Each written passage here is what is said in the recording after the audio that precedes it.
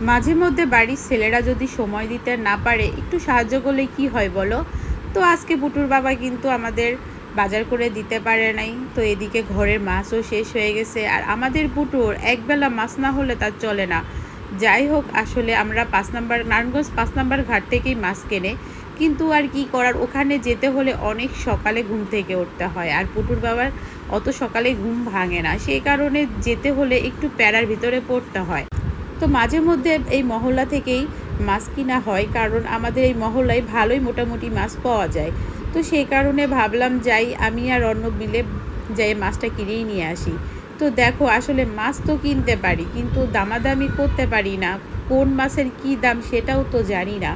তো সেজন্যই মহল্লার ভিতরে আমার ভাইয়ের দোকান আছে, ওখান থেকে আমাদের মামাকে ডেকে নিয়ে আসলাম যে একটু দামাদামি করে দিক, আর মাছটাও তো ভালো মতো চিনতে পারবো কি না, সেজন্য ডেকে নিয়ে আসলাম। তো যাই হোক, দেখো একটা ছোট্ট কাতলা মাছ আর একটা রুই মাছ কিনে নিলাম। তো এখন চলে আসলাম মহল্লার ভিতরেই ধনে পাতা কিনতে। তো দেখো, পুটুর বাবা বাজার করতে গেলে একেবারে বাজার সুদ্ধা কিন্তু কিনে নিয়ে চলে আসে গাঁটটি ভরে। আর দেখো আমি কত হিসাব করে বাজার করলাম। আসলে মেয়েদের টাকা বলে কথা, খরচ করতে কিন্তু খুবই কষ্ট লাগে।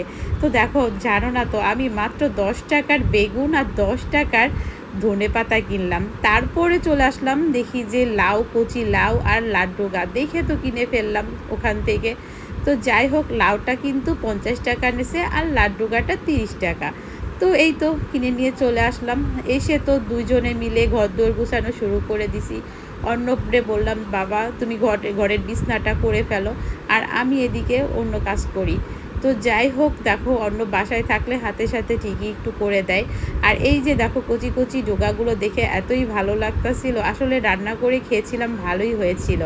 তো দেখো এদিকে অর্ণবের তো খিদা লেগে গেছে, আর ওর তো আসলে ওরই বলো আর পুটুরই বলো, এক এক সময় এক একটা খাবার খাই। তো আমরা আসলে তেমনভাবে সিদ্ধান্ত করে নাস্তা বাড়াই না, যখন যেটা খেতে মন চাই তখনই খাই। তো দেখো অর্ণব বলল, মা আমাকে ডিম পোস্টটা করে দাও। দেখো ডিম পোস্টটা তাড়াহুড়া করতে গিয়ে ফেটে গেছে।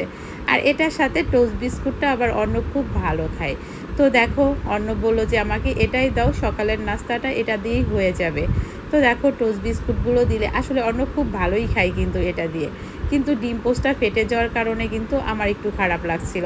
তো এভাবেই সকালের সময়টা আমাদের কেটে গেল। ভালো থাকবে।